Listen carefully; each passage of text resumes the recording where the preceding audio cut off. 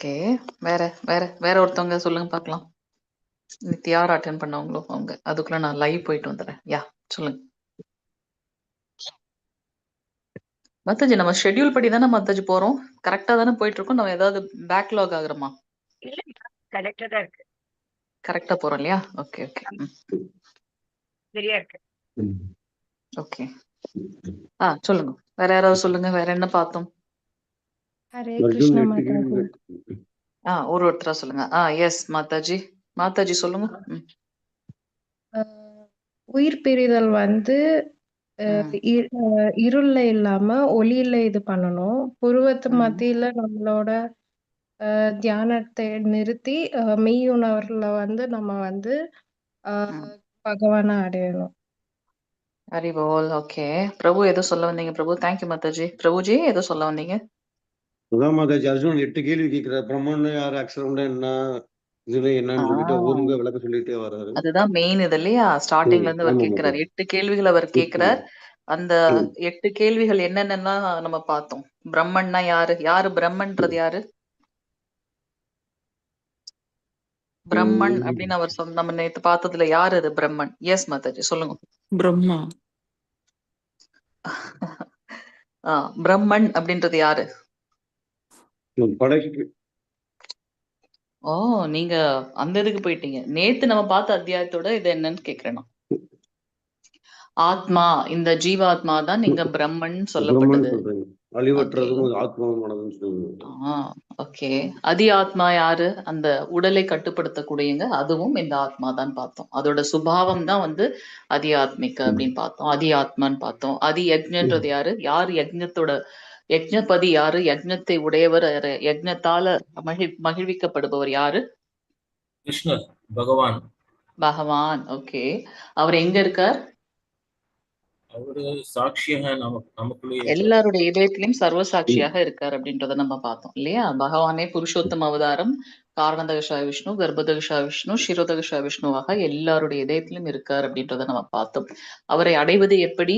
மரணிக்கும் தருவாயிலும் பகவானை நம்ம நினைச்சோம் அப்படின்னாக்கா அவர் இருக்கக்கூடிய நித்தியமான அந்த வைகுண்ட லோகம் போறோம்னு நினைக்கிறோம், பார்த்தோம்.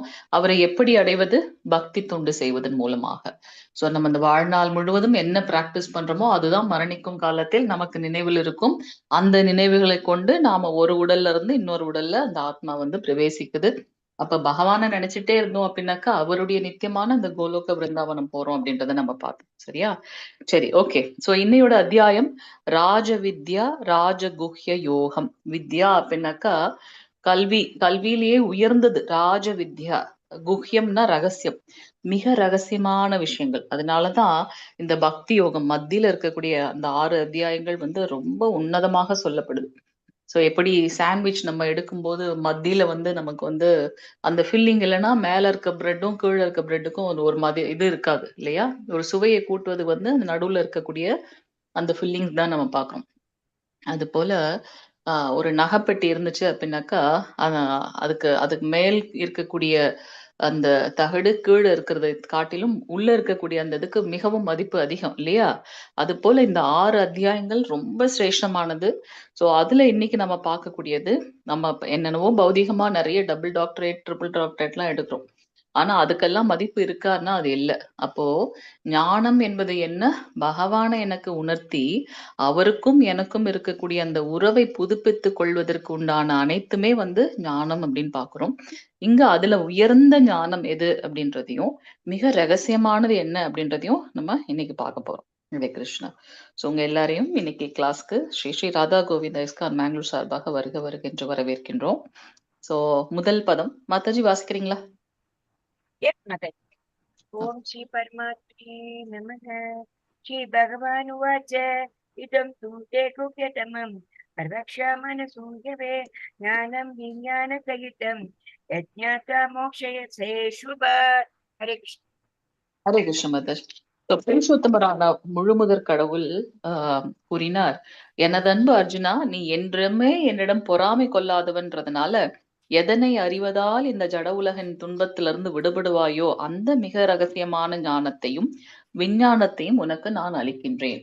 பகவானை பற்றி தெரிந்து கொள்வது விஞ்ஞானம், ஜீவாத்மாவை பற்றி தெரிந்து கொள்வது ஞானம் அப்படின்றத முன்னாடி பார்த்தோம். சோ இங்க விஞ்ஞானத்தை யாரிடத்துல இருந்து நாம வந்தோமோ, எதற்காக இந்த பௌதிக லோகத்துல உழண்டுட்டு இருக்கோம் அப்படின்ற அந்த பூர்வமான ஞானத்தை தெரிஞ்சு கொள்வது விஞ்ஞானம் என்று பார்க்கிறோம். இங்க வந்து பாத்தீங்கன்னா பகவான் எதற்காக அர்ஜுனன் கிட்ட இதை சொல்றார்? அர்ஜுனன் மூலமாக நாம எல்லாரும் இந்த ஞானத்தை தெரிஞ்சுட்டு இருக்கோம் இல்லையா? சோ பகவானுடைய அதீதமான கருணை அவரை பத்தி நாம இப்ப தெரிஞ்சுட்டு இருக்கோம். சோ இங்க வந்து அவர் என்ன சொல்றாரு? அர்ஜுனா, நீ என்கிட்ட பொறாமை இல்லாதவன், அதனால எந்த ஒரு ஞானத்தை தெரிஞ்சு கொள்றதுனால இந்த ஜட உலகில இருக்கக்கூடிய துன்பங்கள்ல இருந்து விடுபட போறியோ அந்த ஞானத்தை பத்தியும் அந்த மிக ரகசியமான விஞ்ஞானத்தை பற்றியும் நான் உனக்கு இப்போது அளிக்க போகின்றேன் அப்படின்றத சொல்றார். ஓகே. சோ இந்த ஞானத்தை பத்தி தெரிந்து கொள்வதற்கு என்ன தகுதி அப்படின்றத நம்ம இங்க பாக்குறோம். என்ன தகுதி? பொறாமை கொள்ளாமல் இருக்கிறது, அனுசுயவே, நம்பிக்கையுடன் இருத்தல். இந்த அறிவை பெறுவதனால் என்னவாகும் இந்த பௌதிகமான துன்பங்கள்ல இருந்து நம்ம விடுபடுவோம். ஏன்னா அவர் சொல்றாரு இல்லையா, இந்த எந்த ஞானத்தை நீ அறிவதனால பௌதிகமான கலங்கங்கள்ல இருந்து விடுபடுவாயோ அந்த ஞானத்தை பத்தி நான் உனக்கு சொல்ல போறேன் அப்படின்றத சொல்றார். நம்ம வந்து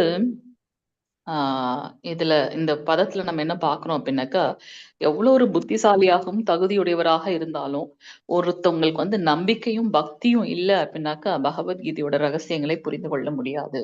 அதுக்குதான் பிரபுபாதர் நமக்கு வந்து முன்னுரையில சொல்வார், அட்லீஸ்ட் ஒரு பெயரளவாச்சும் நீ வந்து பகவான் ஸ்ரீ கிருஷ்ண புருஷோத்தமர் அப்படின்றத தெரிஞ்சுக்கோ, அந்த பாவத்துல நீ படிச்சாதான் பகவத்கீதையே புரியும் அப்படின்றத சொல்றார். 2வது பதம் மாதாஜி. ஹரே கிருஷ்ணா.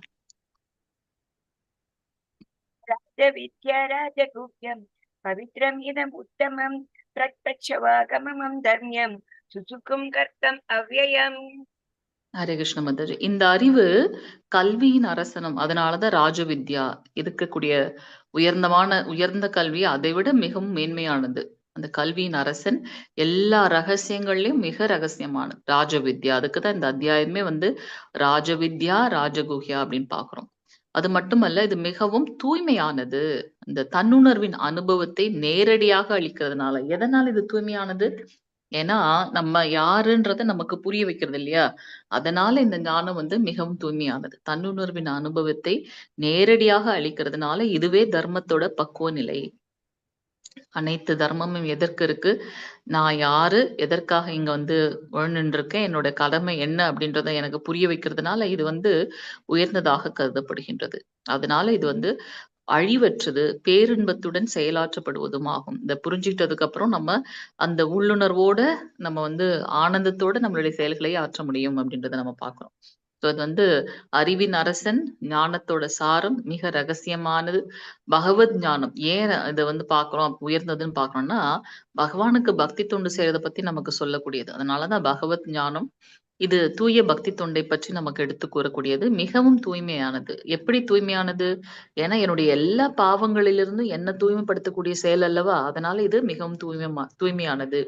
எதற்காக நம்ம திவ்யமானதுன்னு சொல்றோம்? இந்த ஜட குணங்களுக்கெல்லாம் அப்பாற்பட்டது. ஏன் ஜட குணங்கள் சொல்றோம்? ஏன்னா நம்ம இருக்கிறது இந்த ஜட உலகம். இந்த ஜட உலகத்தோட இயல்பு என்ன அப்படின்னாக்கா, அல்லது சுபாவம் என்ன அப்படின்னாக்கா, இந்த 3 குணங்கள். ஆனா இந்த 3 குணங்களுக்கு அப்பாற்பட்டு என்னை எடுத்துக்கொண்டு செல்லக்கூடியது இல்லையா? அதனால இந்த ஞானம் திவ்யமானது அப்படின்றத நம்ம பார்க்கிறோம். அது மட்டுமல்லாம நம்ம யாருன்றத நமக்கே புரிய வைக்கின்றது. தன்னுணர்வோட அனுபவத்தை நேரடியாக அனுபவிக்க முடியும். அதனால இது வந்து உயர்ந்தது. தர்மம் இருக்கிறதுலே உயர்ந்த தர்மம். அந்த தர்மத்தோட பக்குவமானது. அதாவது பூரணமான ஒன்றை வந்து நாம தெரிஞ்சுக்க போறோம். நித்தியமான ஒன்று இந்த ஞானம், அழிவற்றது. இத தெரிஞ்சுக்கிட்டதுக்கு அப்புறம் நம்ம என்ன பண்ணுவோம்? சந்தோஷத்தோட நாம செயலாற்றுவோம். பேரின்பத்தோட செயலாற்றக்கூடியது. அதனால இது வந்து பாத்தீங்கன்னா, உயர்ந்த ஞானம் அப்படின்றத நம்ம பார்க்கிறோம். பார்க்கலாம் என்ன பகவான் சொல்லப் போறாங்கன்னு. 3வது பதம் மாதாஜி. தர்மஸ்ய பரந்தப அப்ராப்ய மகம் நிவர்த்தந்தே நிருத்ய சம்சார வர்த்மனி. ஹரே கிருஷ்ண மாதாஜி. சோ இங்க வந்து என்ன சொல்றார்? பக்தி தொண்டு அதுதான் உயர்ந்த ஞானம். என்னை இந்த துன்ப கடல்ல இருந்து வெளியில கொண்டு வர்றது என்ன அப்படின்னாக்கா பக்தி தொண்டு. எதிரிகளை வெல்வோனே இந்த பக்தி தொண்டில் நம்பிக்கையற்றவர்கள். அப்ப என்ன அங்க ஆன்சர் கொடுத்துட்டாரு? பக்தி தொண்டு.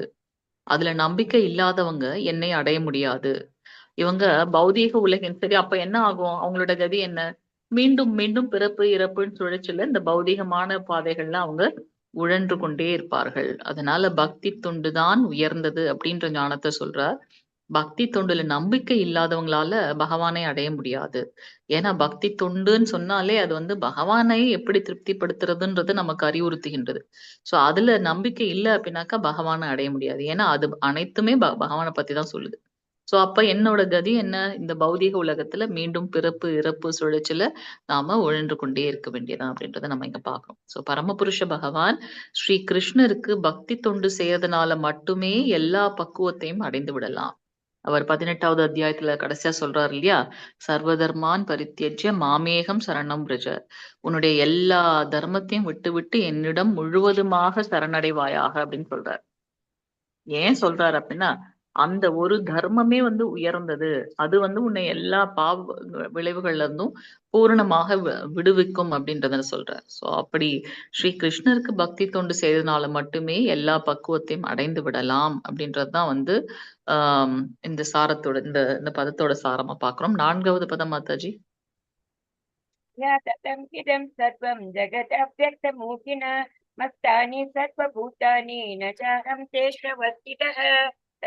ஹரே கிருஷ்ண மாதாஜி. நான் எனது தோன்றாத உருவின் மூலம் இந்த அகிலம் முழுவதும் பரவியுள்ளேன். ரொம்ப கவனமா பார்க்கணும். எல்லா ஜீவன்களும் என்னில் இருக்கின்றன. ஆனால் அவர்களில் நான் இல்லை. இதை எப்படி நம்ம புரிஞ்சுக்கிறது? நம்ம பார்க்கிறோம். பரமபுருஷ பகவானை 3 நிலைகள்ல நாம உணர்றோம். ஒண்ணு வந்து பரபிரம்மம், அடுத்த நிலை பரமாத்மா, அடுத்த நிலை பரமபுருஷர். பரபிரம்மம் நிலை என்னது? பகவான் எல்லா இடத்திலும் வியாபித்திருக்கார். நம்ம பார்க்கிறோம். நம்ம பார்க்கக்கூடிய இந்த வெற்றிடம், பார்க்கக்கூடிய பூமி, ஆகாயம், கடல் எது எல்லாம் பார்க்கிறோமோ அனைத்துமே அவரால தோற்றுவிக்கப்பட்டது தானே. சோ அதனால அதுக்கு ஒரு குறிப்பிட்ட ரூபம் இல்லைனாலும் அவர்தான். நான் தான் இந்த தோன்றாத உருவின் மூலம் இந்த அகிலம் முழுவதும் பரவி இருக்கேன். அவரின்றி எதையாவது நம்ம நினைக்க முடியுமா? அவர்கிட்ட இருந்து தான் எல்லாமே வந்திருக்கு. சோ அவர் இல்லாம எதுவுமே இல்லை. சோ இங்க எல்லாம் பரவி இருக்கிறது அவர்தான். அப்ப நாமெல்லாம் எங்க இருக்கோம்? இந்த பிரபஞ்சத்துல இருக்கோம். இந்த பிரபஞ்சத்தை உருவாக்கியது யாரு? பகவான். சோ எல்லா ஜீவன்களும் என்னில் இருக்கின்றன. அதே சமயத்துல என்னால ஏதாவது பகவானுக்கானா இல்ல. நான் தான் அவருக்கு ஆட்கொள்ளப்பட்டிருக்கேன் இல்லையா? நான் தான் அவருக்குள்ளார இருக்கேன். நம்ம பரமாத்மா நிலை புரியுறது அது வேற விஷயம். அதாவது இங்க அவர் என்ன சொல்றாரு அப்படின்னா, அனைத்துமே அவருக்குள்ளார அடக்கம். இவரை தவிர்த்து ஒரு தனியா ஒரு ஒரு ஒரு ஜீவாத்மாவோ இல்ல அதுக்குள்ள பகவானோன்னு வந்து நம்ம புரிந்து கொள்ள முடியல. அவரேதான் நம்ம எல்லாருக்குள்ளயும் ஜீவாத்மா பரமாத்மாவாகவும் இருக்கார் அப்படின்றத நம்ம புரிஞ்சுக்கலாம். ஸோ எல்லாமே வந்து அவருக்குத்தான் சொந்தம். அவருக்குள்ளாரதான் நம்ம இருக்கோம். அவரை தனித்து நம்மளால எதையும் மதிப்பிட முடியாது அப்படின்றத பார்க்கிறோம். 5வது பதம் மாதாஜி. ஹரே கிருஷ்ணா. மஸ்தானி பூதானி பஷ்யமே யோகம் ஐஸ்வரம் பூத பிரம்ம ச பூதஸ்தோ மமாத்மா பூத பாவனக. ஹரே கிருஷ்ண மாதாஜி. ஆனாலும் படைக்கப்பட்டவை எல்லாம் என்னில் நிலை பெற்றிருக்கவில்லை. எனது யோகத்தின் ஐஸ்வர்யத்தை பார். சோ நம்ம எப்பவுமே அவருடைய ஸ்மரணத்திலேயே இருக்கணும்னு நினைக்கிறோம். பக்தி தொண்டு பண்ணணும்னு நினைக்கிறோம். ஆனாலும் சில சமயம் என்ன பண்றோம்? அவருடைய அவருடைய செயல்களுக்கு எதிர்மறையா நம்ம நினைச்சதுனால தானே இங்க வந்து நம்ம இந்த பௌதிக லோகத்துல இருக்கோம். சோ படைக்கப்பட்டவை எல்லாம் என்னில் நிலை பெற்றிருக்கவில்லை. எல்லாருமே வந்து பக்தி தொண்டு பண்ணா இது கலியுகமாவே இருக்காதே இல்லையா? சோ எனது யோகத்தின் ஐஸ்வர்யத்தை பார். நானே எல்லா உயிரினங்களையும் காப்பவன் என்ற போதிலும், எங்கும் நிறைந்துள்ளவன் என்ற போதிலும், நான் இந்த பிரபஞ்ச தோற்றத்தின் ஒரு பகுதி அல்ல. ஏனெனில் நானே படைப்பின் மூல காரணம். சோ நம்ம இங்க வந்து எப்படி சூரியன், சந்திரன் அப்படின்னு நம்ம தனித்தனியா பாக்குறோம். அது போல பகவான் அப்படி பார்க்கல. அது அனைத்துமே பகவான் கிட்ட இருந்து தான் வந்திருக்கு. அததான் அவர் சொல்றார். அவருடைய அவருடைய சக்திமான், அவர்தான் சக்திமான். அவருடைய சக்தியை நம்ம இங்க வந்து பாக்குறோம். அந்த ஐஸ்வர்யத்தை வந்து நம்ம அனுபவிக்கிறோம். எப்படி? எல்லா உயிரினங்களையும் அவர்தான் காக்குறார். எல்லா இடத்திலும் அவர்தான் வியாபித்திருக்கார். இந்த அப்படியே இருந்தாலும் இந்த பிரபஞ்சத்தோட ஒரு பகுதி கிடையாது. அவர்தான் அனைத்தின் படைப்பின் மூல காரணம் அப்படின்றத அவரு எப்படி நம்ம வந்து இது ஒரு சந்திரன், இது ஒரு இந்த ஒரு தேவர்கள் அப்படின்னு நம்ம அவரை வந்து வகைப்படுத்தி வச்சிட முடியாது. எல்லாமே அவர்கிட்ட இருந்து தான் வருகின்றது அப்படின்றத நம்ம இங்க பார்க்கணும். ஸோ பகவான் அச்சிந்தியர் இல்லையா? நம்மளோட சிந்தனைக்கெல்லாம் அப்பாற்பட்டவர். அவர் ஒரு பெரிய மாயா சக்தி. அவர்கிட்ட 2 விதமான சக்திகளை நம்ம பார்க்கணும். யோக சக்தி, மகாமாயா சக்தி அப்படின்னு. சோ பகவான் எல்லா இடத்திலும் பரவி இருக்கார். ஆனாலும் நம்மளுடைய புலன்களால பார்க்க முடியல. எல்லா ஜீவன்களும் என்னில் இருக்கின்றன. ஆனால் அவர்களில் நான் இல்லை. எல்லாவற்றையும் படைத்தவராக இருந்தாலும் படைக்கப்பட்டவை எல்லாம் அவரில் நிலை பெற்றிருக்கவில்லை அப்படின்றத இங்க சொல்றார். பகவான் பிரபஞ்சம் முழுவதும் பரவி இருக்கார், ஆனால் நம்மளுடைய கண்களுக்கு தெரியல. அந்த பாயிண்ட் திருப்பி நம்ம பாக்குறோம். சோ பகவானே படைப்பின் மூல காரணம். பகவான் இந்த பௌதீக உலகின் ஒரு பகுதி கிடையாது, அவர்தான் மூல காரணம். ஆத்மாவின் மூலமும் அவரே, ஜட தோற்றம் பிரம்மாண்டமான சக்திகள் அனைத்திற்கும் மூலம் அவரே. பகவான் உயிர் வாழிகளையோ அல்லது அவர்களின் சக்திகளையோ சார்ந்தில்லை, அவர் ஸ்வராட் அப்படின்றத நம்ம பார்க்கிறோம். ஏன் இங்க நம்ம அதை எப்படி புரிஞ்சுக்கிறது? பௌதீக உலகின் பகுதி கிடையாதுன்னா அப்படின்னா, எப்படி நம்ம இப்ப வகைப்படுத்தி வச்சிடறோம் இல்லையா? பிரம்மதேவர், சிவபெருமான், சூரியன், சந்திரன், அந்த மாதிரி அவரை ஒரு இதுல நம்ம ஒரு பாக்ஸ்ல கொண்டு வர முடியாது. ஏன்னா நம்ம எல்லாம் அவர்கிட்ட தான் வந்திருக்கோம். உயிர் வாழிகளையோ அவரின் சக்திகளையோ அவர் சார்ந்து இல்லை, அதை சார்ந்து இல்லை. அனைத்திலும் அவர் சுதந்திரமானவர், ஸ்வராட். ஆன்மீக உலகில் அவர் தம் பக்தர்களுடன் எப்பொழுதும் இன்பம் அனுபவித்துக் கொண்டே இருக்கின்றார். சோ நம்மளுடைய பௌதீக புலன்களால பகவானை காண முடியாது. பகவான் எப்படி வியாபிக்கின்றார்? யாருடைய புலன்கள் பக்தி தொண்டின் மூலமாக தூய்மைப்படுத்தப்பட்டுள்ளனவோ அவர்களுடைய கண்களால மட்டும்தான் நாம பார்க்க முடியும். இங்க பாக்குறோம் இல்லையா? காரணதக சாய் விஷ்ணு அல்லது மகாவிஷ்ணு, அவருடைய ரோமங்கள்ல இருந்து அப்படியே அந்த அண்டங்கள் அந்த அந்த முட்டை மாதிரி வந்துட்டே இருக்கான். அந்த ஒண்ணுத்துலயும் நம்ம பாக்குறோம், அங்க கர்ப்போதக சாய் விஷ்ணு சயன கோலத்துல இருக்காரு அப்படின்றத நம்ம பார்க்கலாம். சோ பகவான் எல்லாவற்றையும் படைத்துள்ளார், ஆனால் அவரில் நிலை பெற்றிருக்கவில்லை. கிருஷ்ணர் இந்த பௌதீக உலகத்தோட ஒரு பகுதின்னு நம்ம அவரை வகைப்படுத்த முடியாது. ஏன்னா எல்லாத்துக்கும் அவர்தான் காரணம். அவர் அவற்றிலிருந்து ஒதுங்கி தனியா இருக்கார். கிருஷ்ணர் நேரடியாக பிரபஞ்சத்தை பராமரிப்பதில்லை, அவருக்கு நிறைய சக்திகள் இருக்கு, அவங்க பண்றாங்க. கிருஷ்ணரோட சக்திகள் தான் இந்த பிரபஞ்சத்தை பராமரிக்கின்றன. அது எல்லாத்தையும் மேல பகவான் ஒரு சுதந்திரமானவர். அவர் என்ன பண்ணிட்டு இருக்கார்? ஆன்மீக லோகத்துல எப்பொழுதும் தன்னுடைய பக்தர்களுடன் ஆனந்தமாக இருக்கார் அப்படின்றத நம்ம பாக்குறோம். 6வது பதம் மாதாஜி. यथा काशीस्थितो नित्यं वायु सर्वत्र वो महान् तथा सर्वाणि भूतानि मत्तानीत्युपधारय. हरे कृष्ण. हरे कृष्ण माताजी. எப்படி காற்று எல்லா இடத்துலயும் தான் இருக்கு, ஆனா இதுதான் காற்று நம்மளால சொல்ல முடியுதா? இல்ல. அத அந்த அந்த அந்த இதை நம்மளால உணர முடியுது. அது போல எங்கும் வீசிக்கொண்டுள்ள பலத்த காற்று எவ்வாறு எப்போதும் ஆகாயத்தில் உள்ளதோ அது போலவே படைக்கப்பட்டது அனைத்தும் எண்ணில் அமைந்துள்ளது அப்படின்றத நீ புரிந்து கொள்ள வேண்டும் அப்படின்றத நம்ம இங்க பாக்குறோம். சோ அவரே இந்த பிரபஞ்சத்தை படைத்து காத்து பராமரிக்கும் செய்கின்றார் அப்படின்றத நம்ம இங்க பார்க்கலாம். சோ இங்க காற்று சக்தி வாய்ந்தது. காற்றின் அசைவுகளே எல்லா அசைவுகளையும் உண்டாக்குகின்றது, உண்மைதான். பகவான் ஆகாயம் அல்லது பகவான் காற்று ஆகாயத்தினுள் அமைந்துள்ளது, இருந்தாலும் காற்று ஆகாயத்தின் எல்லைகளை தாண்டுவதே இல்லை. சோ இப்ப ஒரு துணியை நல்லா நினைச்சு போடுறோம், அதுல தண்ணி இருக்கு இல்லையா? அந்த ஒரு 2 hours கழிச்சு பாத்தீங்கன்னா அதுல அந்த தண்ணியே இல்ல. அந்த தண்ணி இப்ப எங்க போச்சு? என்ன அதுல இருந்து அந்த அந்த சொட்ட சொட்ட தண்ணி இருந்ததே, இப்ப அது காணவே காணல, எங்க போச்சு? சோ அந்த காற்றோட இதை நம்ம இங்க உணர முடிகின்றது அப்படின்றத நம்ம இங்க பார்க்கலாம். சோ கிருஷ்ணருக்கும் பௌதீக சக்திக்கும் உள்ள தொடர்பை நாம இவ்வாறுதான் புரிந்து கொள்கின்றோம். சோ அவரை தனியா ஒரு இதுல நம்ம வகைப்படுத்த முடியாது. அனைத்தும் அவரால படைக்கப்பட்டது. நம்ம எல்லாரும் அதுக்குள்ளாரியே இருக்கோம். இருந்தாலும் நம்மளால பகவானை புரிஞ்சுக்க முடியல. ஏன் அப்படின்னாக்கா, இந்த பௌதீக லோகத்துல இந்த 3 குணங்கள்ல இருக்கிறதுனால, இந்த 3 குணங்களுக்கு அப்பாற்பட்டு சுத்த சத்துவ குணத்துல பகவான் இருக்கார். எப்ப நாம இந்த 3 குணங்களுக்குள்ள இருந்து வெளியில அவரையே நம்ம ஸ்மரணம் பண்ணிட்டு இருக்கோமோ அப்பதான் அவரை புரிந்து கொள்ள முடியும். அதனாலதான் பக்தர்களால மட்டும்தான் பகவானை உள்ளது உள்ளபடி புரிந்து கொள்ள முடியும்ன்றதை நம்ம பாக்குறோம். 7வது பதம் மாதாஜி. सर्वभूतानि कौन्तेय प्रकृतिं यान्ति मामिकां कल्पक्षये पुनस्तानि கல்பாதோ விஸ்ருஜாம்யஹம். ஹரே கிருஷ்ண. ஹரே கிருஷ்ண மாதாஜி. அந்த மாதிரி ஞானத்தை சொல்றதுனாலதான் இது ராஜ வித்யா ராஜகுகைன்னு சொல்லுது. என்ன அப்படின்னா, ஒரு கல்பத்தோட முடிவுல பாத்தீங்கன்னா நம்ம பாக்குறோம் சதுர்யுகம், திரேதாயுகம், துவாபர யுகம், கலியுகம், இது எல்லாம் சேர்ந்தது ஒரு கல்பம் பாக்குறோம்.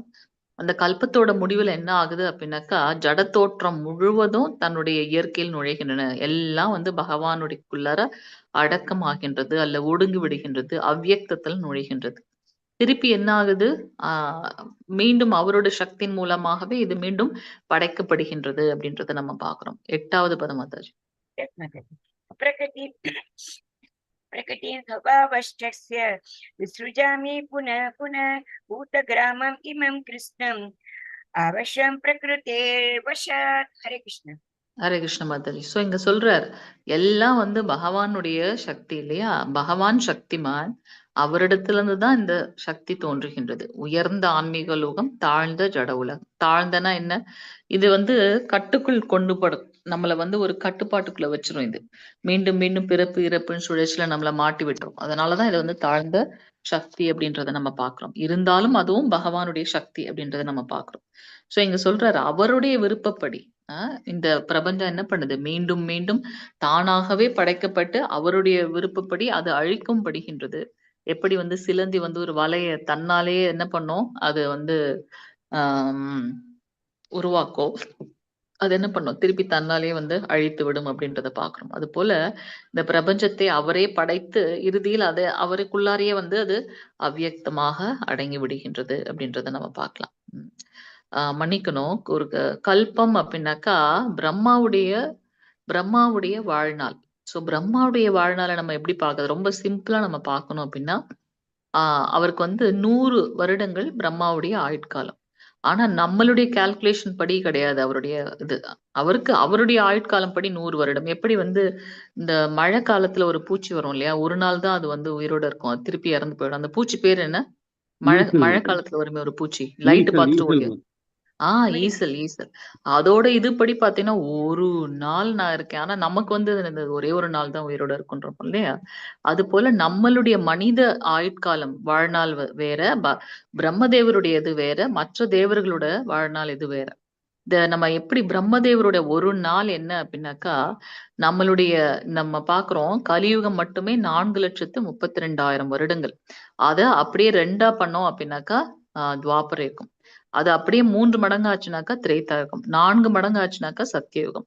இது எல்லாம் சேர்ந்து ஒரு சதுர்யுகம். சதுர்னா 4.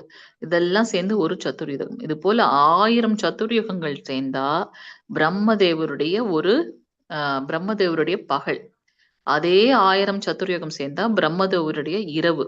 இதுதான் அவருடைய ஒரு நாள். இந்த மாதிரி 100 வருடங்கள் ஆனதுக்கு அப்புறம் பிரம்மாவும் மரணத்திற்கு உட்பட்டவர். அதனாலதான் அவரும் ஜீவாத்மா தத்துவம் அப்படின்னு பாக்குறோம். அதனாலதான் ஹிரண்யகசிபு கேட்கிறாரு, எனக்கு சாகா வரம் வேணும்னு கேக்குறாரு. அப்ப அவர் என்ன சொல்றார்? எனக்கே அந்த இது கிடையாது, பிராப்தம் கிடையாது. நான் எப்படிப்பா உனக்கு சாகா வரம் கொடுக்க முடியும் அப்படின்னு பிரம்மதேவர் சொல்ல, அப்புறம் வந்து 9 விதமான வழிகளை காட்டி இரண்யகசிபு வந்து ரொம்ப ரொம்ப ஞானமுடையவரா என்ன பண்றாரு? நீ உன்கிட்ட இருந்து தானே எல்லாமே படைக்கப்படும். அப்போ உன்கிட்ட இருந்து வர எதாலையுமே எனக்கு வந்து மரணம் இருக்கக்கூடாது. ரொம்ப அழகா வந்து அந்த இது இருக்கும். காலை, மாலை ஒரு நாள எடுத்துட்டோம்னாக்கா காலையிலயும் நைட்டும் தான் இருக்கும். இவரு என்ன பண்றாரு? நரசிம்ம பகவான் சந்தியா வேளையில அது 2ம் அந்த அந்த அந்த காலை முடிந்து மாலை ஆரம்பிக்கிற சமயத்துல அவர் வர்றாரு. ஒரு ஒரு இது எடுத்தன்னா, ஒண்ணு ஒரு அரண்மனைக்கு உள்ளார இருக்கணும், வெளியில இருக்கணும். இப்படித்தானே நம்ம வந்து பார்ப்போம். அதனால அவரு ட்ரிக்கியா யோசிச்சு இரண்யகசிபு சொல்றாரு. நீங்க என்னால சாகா வரம் தான் குடுக்க முடியாது. ஆனா வந்து என்ன, அப்படி அதுக்கு ஏற்றார் போல நான் ஒரு வரத்த கேட்கிறேன் அப்படின்னு சொல்லி இதெல்லாம் சொல்லி கேட்கிறார். 9 விஷயங்கள சொல்லி கேட்கிறார். வீட்டுக்கு உள்ளாரையும் இல்ல, வீட்டுக்கு வெளியிலவும் இல்ல. அப்படித்தானே ஒரு இது எடுத்துட்டோம்னா, 2 இதா தான் நம்ம பிரிக்க முடியும். ஆனா இங்க பகவான் என்ன பண்றார்? வாசற்படியில வைத்து அவருடைய இது போகுது. அதுபோல படைக்கப்பட்டது பிரம்மதேவரால வந்ததுதான் எல்லா ஜீவாத்மாவும். அதனால சொல்றாரு, உங்களால படைக்கப்பட்டது எதாலுமே எனக்கு மரணம் வரக்கூடாது. அவர் என்ன பண்றாரு? சுயமா 2ம் கலந்த ஒரு ரூபத்தை எடுத்துன்னு வர்றாரு நரசிம்ம பகவான் பார்க்கிறோம். சோ பகவான் வந்து அஹ் அஹ் நம்ம நம்ம நினைச்சுக்கிறோம் நம்ம வந்து அவரை விட ரொம்ப ட்ரிக்கியா பண்ணலான்ட்டு. ஆனா பகவான் எல்லாத்துக்கும் அப்பாற்பட்டவர் இல்லையா? சோ எந்த ஒரு ஆயுதத்தாலையும் ஆயுதம்னு நீங்க எடுத்தீங்கன்னா ஓகே. இவர் என்ன பண்றாரு? ஆயுதமே இல்ல. தன்னுடைய நகத்தையே வந்து ஆயுதமா எடுக்கிறாருன்னு பாக்குறோம். சோ இங்க என்ன நம்ம அல்டிமேட்டா பாக்குறோம் அப்படின்னாக்கா, பிரம்மாவுடைய ம மரணம் அந்த 100 வருடம் அவருடைய 100 வருடம் கழிச்சதுக்கு அப்புறம் அந்த ஒரு கல்பம் முடியுது. சோ அந்த கல்பத்தின் போது கூட பகவானுக்குள்ளார வந்து அது நம்ம வந்து அடங்கி விடுகின்றோம் அல்லது ஒடுங்கி விடுகின்றோம் அப்படின்றத நம்ம பார்க்கலாம். சோ பரம் இச்சம் இருக்கிறது. ஆனால் பகவானின் நேரடி ஈடுபாடு இல்லை அப்படின்றத நம்ம இங்க பார்க்கிறோம். சோ 9வது பதம் மாதாஜி. न च मां तानि कर्माणि निबध्नन्ति धनञ्जय उदासीन वदासीनम् असक्तं तेषु कर्मसु. हरे ஹரே கிருஷ்ண மாதாஜி இங்க சொல்றாரு. இந்த எந்த ஒரு செயலையும் இது இப்ப நம்ம பார்த்துக்கிறோம் இல்லையா? படைத்து காத்து அழிப்பதெல்லாம் இந்த செயல்கள் எதுவுமே என்னை பந்தப்படுத்த முடியாது. பகவான் நடுநிலையில அமைஞ்சிருக்கார். தேவர்கள், அசுரர்கள், இப்போ மனிதர்களையும் இந்த இதையும் பார்த்தோன்னா ஒன்னும் நன்மை தீமை எல்லாமே அவருக்கு ஒன்றுதான். அதனாலதான் பூத்தனாக்கும் அவர் முக்தி கொடுக்கிறார், சிசுபாலனுக்கும் முக்தி கொடுக்கிறார், தன்னை தூற்றுபவர்களையும் அவர் என்ன பண்றார், அணைத்துக் கொள்கின்றார் அப்படின்றத நம்ம பார்க்கலாம். பக்தனையும் தனக்குள்ளார அணைத்து வைத்துக் கொள்கின்றார். சோ இந்த மாதிரி எந்த ஒரு செயல்களும் அவரை பந்தப்படுத்த முடியாது. அவர் நடுநிலையில இருக்கார். பௌதீக செயல்கள்ல எப்போதும் விலகியே இருக்கார் பகவான்.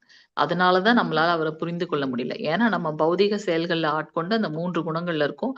அவர் இந்த செயல்கள்ல இருந்து மேல இருக்கார். அதனால பகவானை நம்மளால புரிந்து கொள்ள முடியவில்லை.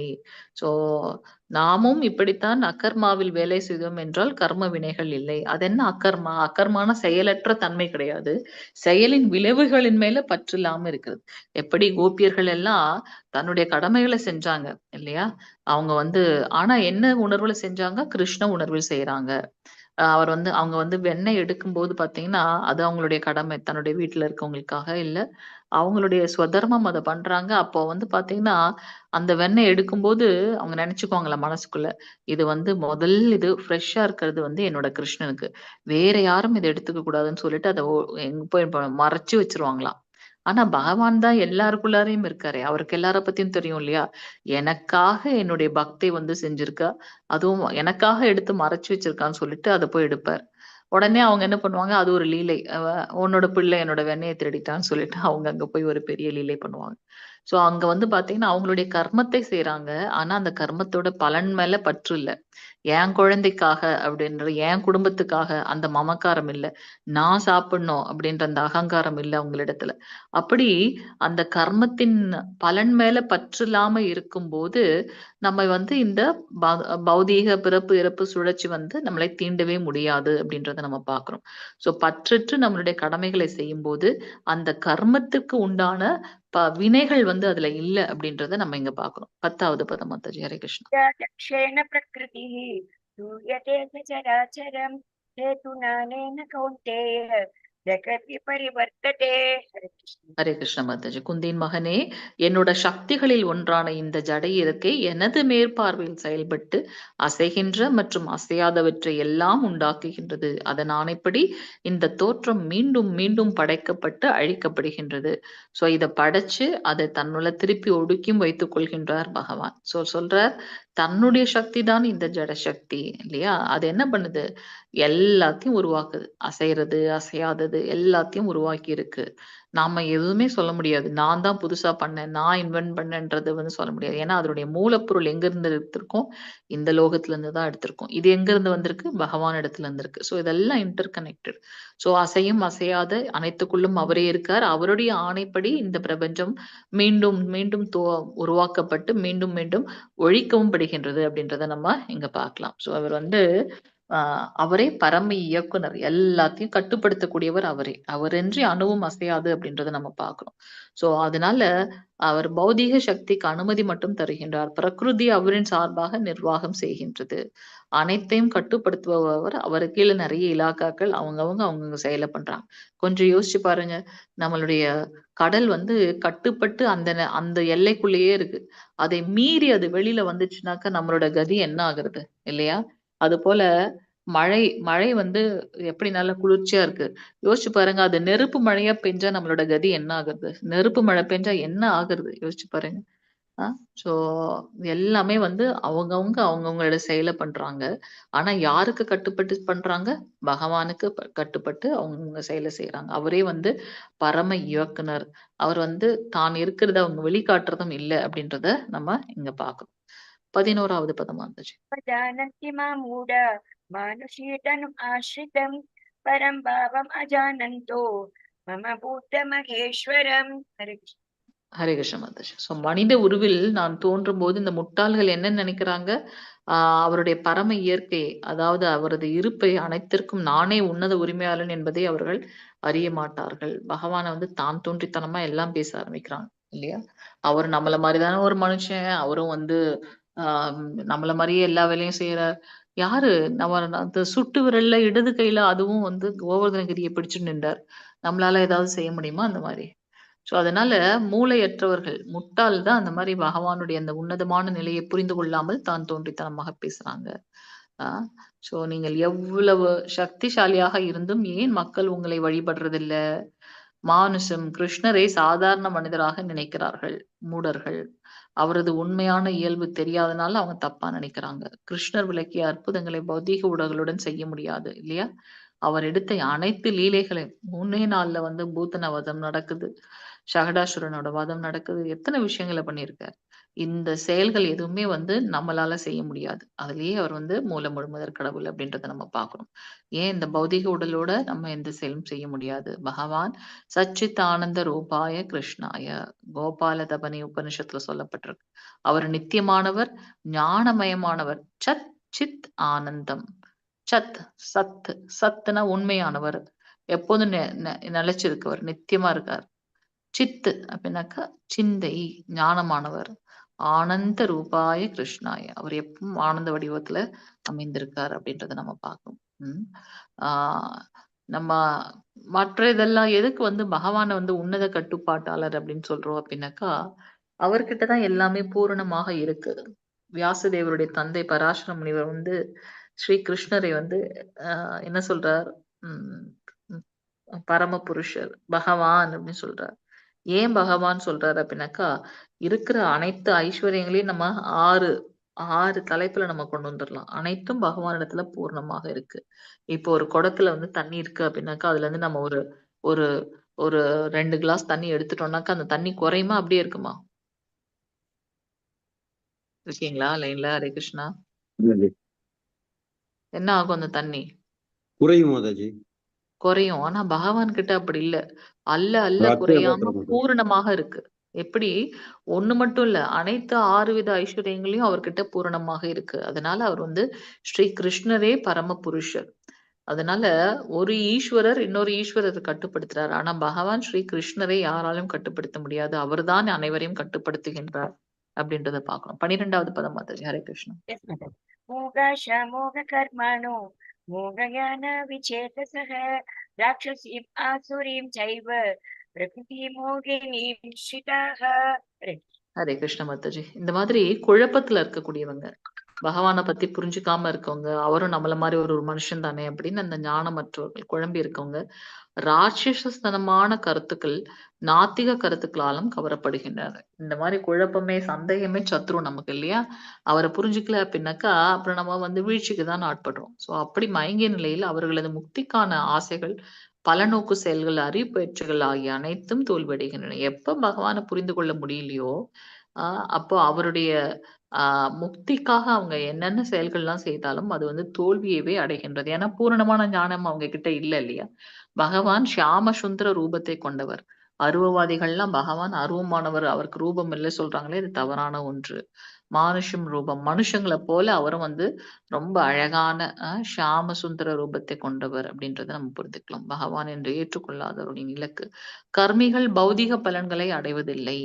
ஸ்வர்கலோகம், ஞானிகள் ஞானத்தின் இலக்கை அடைவதில்லை. யாரெல்லாம் பகவானை ஒழுங்கா புரிய முடியாததுனால அவங்களுடைய இலக்கு என்னவோ அதை அவங்க அடைய முடியாது. கர்மிகள், கர்ம மேதிகள், கர்ம யோகிகள் அப்படின்னு 2 விதமான மக்களை பார்க்கிறோம். கர்மமேத்தி யாரு? ஏன் புலனுக்காக நான் செயலை செய்யறேன், அதனால நான் கர்மமேத்தி. கர்ம யோகி யாரு? வேதத்துல சொல்லப்பட்டது போல என்னுடைய வாழ்க்கையை அமைத்துக் கொள்கின்றோம். இந்த தேவரை நான் திருப்திப்படுத்துறதுனால இந்த பலன் எனக்கு கிடைக்கும். அப்போ அந்த தேவர் வசிக்கக்கூடிய இடத்துக்கு அவங்க போறாங்க. ஞானிகளோட பெயரளவு பக்தர்கள் முழுமுதற் கடவுளிடம் திரும்பி செல்ல முடியாது. பேருக்காக எல்லாரும் முன்னாடி நானும் பக்தன் சொல்லிட்டு இருக்கவங்க பகவான அடைய முடியாது. பலனவர்கள் நாஸ்திக மற்றும் அசுர இயல்புகளையே அடைகின்றார்கள் அப்படின்றத நம்ம பார்க்கிறோம். சோ அதனால பகவானை வந்து அருவம் கொண்டவர் அப்படின்றது புரிந்து கொள்ள வேண்டும். மற்றதெல்லாம் தவறானது. மூல முழுமுதல்வர்கள் ஸ்ரீ கிருஷ்ணரை சாதாரண மனிதராக கருதுவது மிகப்பெரிய அபராதம். வந்து அவரு எளிதாக எடை போட்டு விடக்கூடாது அப்படின்றத நம்ம பார்க்கிறோம். 13வது பதம் மாதாஜி. மகாத்மானஸ்து மாம் பார்த்த தைவீம் தைவீம் பிரகிருதிம் ஆஸ்ரிதாஹ பஜன் அனன்ய மனசோ ஞாத்வா பூதாதிம் அவ்யயம். ஹரே கிருஷ்ணா. ஹரே கிருஷ்ண மாதாஜி. ஆனா இது ஒரு சாரார் இல்லையா? குழம்பினவங்க, நம்பிக்கை இல்லாதவங்க, அவங்களோட கதி என்னன்னு பார்த்தோம். அதே தெய்வீகமான ஆத்மாக்கள் யாரு? மகா பாகவதர்கள், உத்தமர்கள். அவங்களுடைய கதி என்ன அப்படின்றத நம்ம பார்க்கணும். அவங்க எப்போ குழப்பமே கிடையாது. அவர்தான் நமக்கு வந்து அனைத்தின் மூலம். அவரே வந்து கட்டுப்படுத்துவார். அவரை சரணடைறத தாண்டி நமக்கு எதுவுமே கிடையாதுப்பா. சோ அப்படி குழப்பமடையாத மகாத்மாக்கள் தெய்வீகமான இயற்கையோட பாதுகாப்புல இருக்காங்க. அவங்க பரமபுருஷ பகவானான என்னை ஆதி புருஷனாகவும் அழிவற்றவனாகவும் அறிந்து, அவர்தான் வந்து ஆதி புருஷ அழிவற்றவர் அப்படின்றத புரிந்து கொண்டு பக்தி தொண்டில் பூரணமாக அவங்க ஈடுபடுறாங்க அப்படின்றத நம்ம இங்க பார்க்கலாம். சோ யாரெல்லாம் பக்தி தொண்டுல பூரணமாக ஈடுபடுறாங்களோ அவங்க மகாத்மாக்கள். தன்னுடைய சுய இன்பத்திற்காகவும் முக்திக்காகவும் ஆசை இல்லாம இருக்கிறதுனால அவங்க மகாபாகவதர்கள்னு சொல்லப்படுறாங்க. பரமபுருஷ பகவானையே நடுநாயமாக கொண்டு இருக்கிறதுனால அவங்க அனன்ய மனசோ, அனன்ய பக்தி. கோபியர்கள் எல்லாம் அன்அலார்டு டிவோஷன், எதையும் எதிர்பார்க்காம பகவானுக்கு பக்தி தொண்டு பண்றாங்க. ஒரு தாய் தன்னுடைய குழந்தை மேல ஏதோ ஒன்று எதிர்பார்த்து அவங்க செயல்கள் செய்தாங்கன்னா அது ஒரு பெரிய பாவம் ஆக்சுவலா.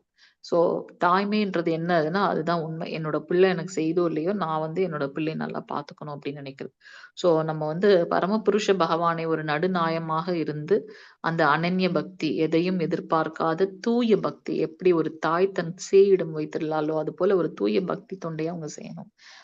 எப்படி இதயபூர்வமா அனன்ய மனசோ, பக்தர்களோட சங்கத்துல சேவை செய்தல், பஜந்தி, அந்த அந்த பக்த கோஷ்டி ரொம்ப முக்கியமான ஒன்று. சோ அதுதான் நம்மளோட பாசிட்டிவ் வைப்ரேஷன் நம்மள இதுல கொண்டு போகும். அவர்கள் கிருஷ்ணரோட தைவி பிரகிருத்தியால் பாதுகாக்கப்படுகின்றார்கள். யாரு? இந்த மகாபாகவதர்கள் அப்படின்றத நம்ம பார்க்கணும். நீங்க ஃபர்ஸ்ட் லெவல் படிக்கும்போது பார்த்திருப்பீங்க, மாதவேந்திரபுரிய வந்து எப்படி வந்து பகவான் ஸ்ரீ கிருஷ்ணர் பாதுகாத்தார் அப்படின்ற இந்த கதைகள்லாம் நீங்க பார்த்திருப்பீங்க. 14வது பதம் மாதாஜி. ஹரே கிருஷ்ணா. सततं कीर्तयन्तो मां यतन्तश्च दृढव्रताः नमस्यन्तश्च मां भक्त्या नित्ययुक्ता उपासते. ஹரே கிருஷ்ண மாதாஜி. இங்க வந்து சொல்றாரு அடுத்த ப்ராமிஸ். இந்த பக்தி யோகத்துலதான் நமக்கு நிறைய ப்ராமிஸ் பண்றாரு. எப்பவுமே என்னோட புகழ கீர்த்தனம் செய்து கொண்டு திடமான உறுதியோட முயன்று கொண்டு எனக்கு வந்தனை செய்தபடி இந்த மகாத்மாக்கள் பக்தியுடன் நித்தியமாக என்னை வழிபடுகின்றார்கள். இந்த மகா பாகவதர்களுக்கு வந்து எந்த ஒரு டவுட்டும் இல்லை. பகவான் ஸ்ரீகிருஷ்ணர் மூலமுதல் கடவுள், அவருக்கு பக்தி தொண்டு செய்து நான் கோலோகம் போகணும். சோ அப்படி திடமான முயற்சியோட பக்தி தொண்டு பண்ணிட்டு இருக்காங்க இல்லையா? எப்படி பக்தி தொண்டு பண்றாங்க? எப்பொழுதும் பகவானுடைய ஸ்மரணத்துல மத்தவங்களுக்கு பக்தியை எடுத்து சொல்லி அவங்களையும் பக்தி மார்க்கத்துல கொண்டு வராங்க. இப்படி இருக்கக்கூடியவங்க வந்து நித்தியமாக என்னை வழிபடுகின்றார்கள். சோ எப்போதும் கிருஷ்ணரோட எப்படி வழிபடுறாங்க? எப்பவும் கிருஷ்ணரோட பாட்டு பாடிட்டு இருக்காங்க. சததம் திடமான உறுதியோட முயன்று கொண்டு திருட விருத்தா அப்படின்னாக்கா இந்த ஒரு உறுதி பூண்டு ஒரு அதுல ஸ்டிக் ஆன் பண்ணிட்டு இருக்கோம் இல்லையா? சோ திருட அப்படின்னாக்கா திடமான உறுதியோட முயற்சி பண்ணிட்டு இருக்கு. நித்திய யுக்தா பக்தியோட நித்தியமாக கிருஷ்ணரை வழிபடுகின்றார்கள். ஸ்ரீ கிருஷ்ணரை தவிர்த்து அவங்க கிட்ட வேற எந்த ஒரு விஷயமும் இல்லை அவங்களுக்கு யோசிக்கிறது. கிருஷ்ணருக்கு வந்தனை செய்தபடி நமஷ்யந்தஸ்ச. சோ அவருக்கு வந்து நமஸ்காரம் பண்ணிட்டு அவருக்கு வந்து எப்பொழுதும் அவரே வந்து பக்தி தொண்டு பண்ணிட்டு இருக்காருனால அவங்க எல்லாம் வந்து மகாபாகவதர்கள். அவங்க வந்து என்ன பண்றாரு? பகவான் பாத்துக்கிறார். மகாத்மா என்பவர் யார்? பரமபுருஷ பகவானிடம் பற்றுடையவராக இருக்கக்கூடியவர் வந்து மகாத்மாக்கள் அப்படின்னு சொல்லப்படுறாங்க. 15வது பதம் மாதாஜி. ஹரே கிருஷ்ணா. ज्ञानयज्ञेन चाप्यन्ये यजन्तो माम् उपासते एकत्वेन पृथक्त्वेन बहुधा विश्वतो मुखम्. हरे कृष्ण. ஹரே கிருஷ்ண மாதாஜி. சோ சிலர் வந்து எப்படி இருக்காங்க அப்படின்றத பார்க்கணும். ஞான யாகத்தில் ஈடுபட்டிருக்கும் பிறர் பரமபுருஷரை தன்னிகரற்றவர், அவருக்கு ஈடு இணை யாருமே கிடையாது. பலரில் வேறுபட்டவராகவும் விஸ்வரூபத்திலும் வழிபடுகின்றனர். பகவானை வந்து இந்த மாதிரியான புரிதல்ல அவங்க வழிபடுறாங்க.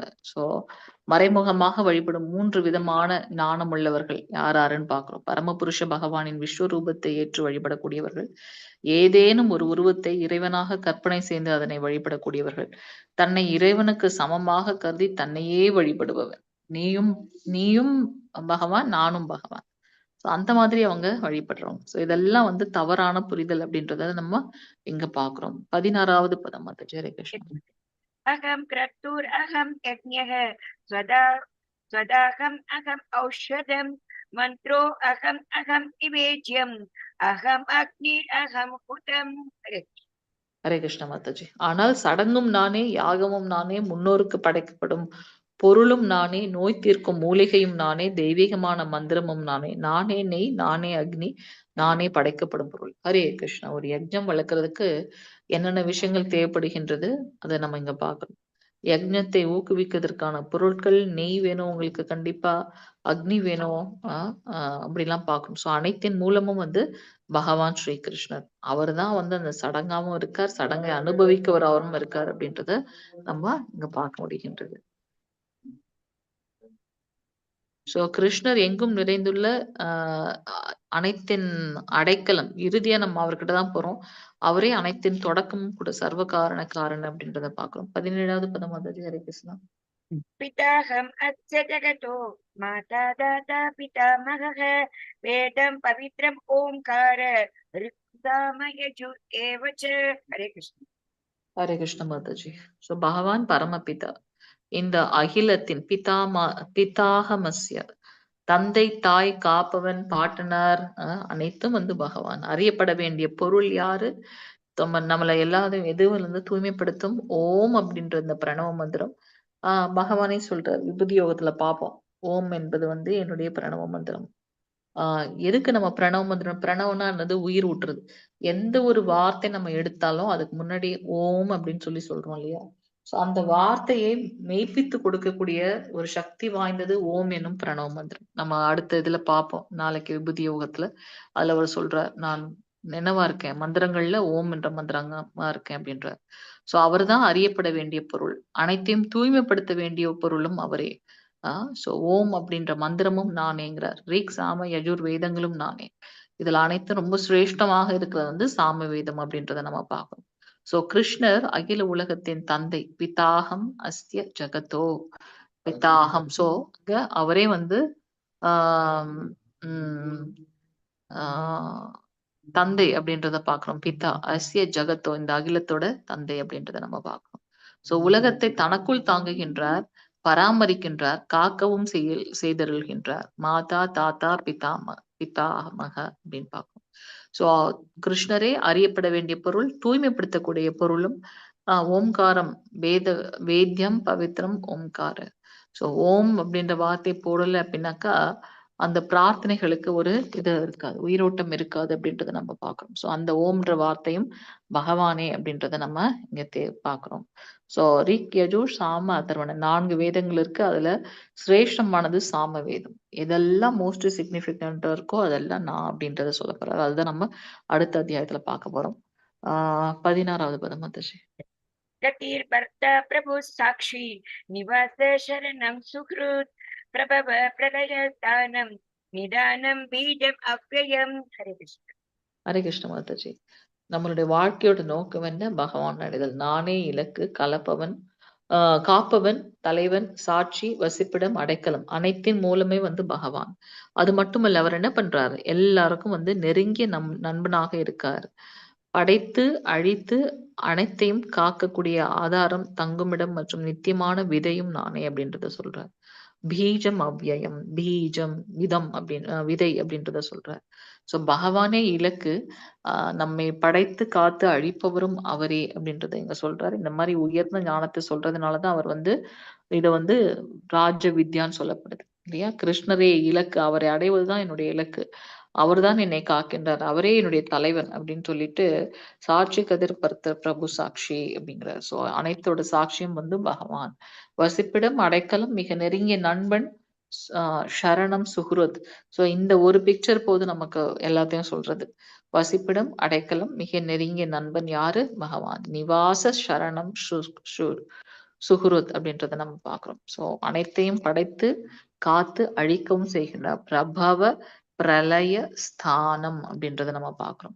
சோ அனைத்திற்கும் விதை, பீஜம் அவ்யயம் அப்படின்றதை நம்ம பார்க்கிறோம். 19வது பதம் மாதாஜி. யகம் அகம் வர்ஷம் நிக்ருணாமி உத்ஸுஜாமி ச அமிர்தம் சைவ மிருத்யுஷ்ச ததச்சாகம் அர்ஜுன. ஹரே கிருஷ்ண. ஹரே கிருஷ்ண மாதாஜி. அர்ஜுனா, நான் தான் வெப்பத்தை கொடுக்கிறேன், மழையை தடுப்பவனும் கொடுப்பவனும் நானே, நித்தியமும் நானே, மரண உருவமும் நானே, ஜடம் சேத்தனம் ரெண்டும் என்னில் இருக்கின்றன. அவரை தவிர்த்து நம்மளால எதையுமே வந்து யோகிக்கவே முடியாது. அனைத்தின் மூலமும் வந்து பகவான் அப்படின்றத நம்ம இங்க பாக்குறோம். ஸோ கிருஷ்ணரே ஜடம் சேத்தனம் இரண்டும் அடங்கி இருக்கு. சச்சித் சத் அசத் சாகம். 20வது பதம் மாதாஜி. ஹரே கிருஷ்ணா. त्रैविधा मां सोपमा भूतपाप अग्निरिष्ट सर्वगतिं प्रार्थयन्ते ते पुण्यामासाद सुरेन्द्रलोकम् अश्नन्ति दिव्यान्ति देव भोगान्. हरे कृष्ण. ஹரே கிருஷ்ண மாதாஜி. ஸ்வர்கலோகத்தை அடைவதற்காக வேதங்களை பயின்று சோமரசத்தை அனுபவிப்பவர்கள் என்னை மறைமுகமாக வழிபடுகின்றார்கள். நாம் இந்த பௌதிக லோகத்துல இருந்துட்டு என்ன புண்ணிய பலன்கள் கர்மங்கள் செய்தாலும் அதனுடைய பலனாக அந்தந்த லோகங்களுக்கு போய் நம்ம அதை அனுபவிக்கின்றோம். ஆனாலும் அந்த புண்ணிய பலன் தீர்ந்ததுக்கு அப்புறமா மீண்டும் இந்த பௌதீக லோகத்துல வந்து திருப்பி நம்மளோட இதை ஸ்டார்ட் பண்றோம் அப்படின்றத நம்ம பார்க்கிறோம். ஸோ இங்க புண்ணியமான இந்திரலோகத்தில் பிறவி எடுத்து அங்கே தேவ சுகங்களை அனுபவிக்கின்றார்கள். அவங்க வந்து மீண்டும் இந்த பௌதிக லோகத்துக்கு வந்தே ஆகணும். கிருஷ்ணரே நித்தியமும் மரண உருவமும் ஆவார். அமிர்தம் சைவ மிருத்யும். அமிர்தமும் அவரே, சைவ மிருத்யு மரணமும் அவரே அப்படின்றத நம்ம இங்க பாக்குறோம் இல்லையா? சோ பௌதிகமான புண்ணிய செயல்களில் ஈடுபடுபவர்கள் உயர் லோகத்தை அடைகின்றார்கள். ஸோ நான் ஒரு இதை எதிர்பார்த்து அந்த தேவதேவியர் வழிபாடு செய்யும்போது அந்த விஷயம் எனக்கு கிடைக்கிறதுனால நான் அவங்க இருக்கக்கூடிய இடத்துக்கு நம்ம போறோம்.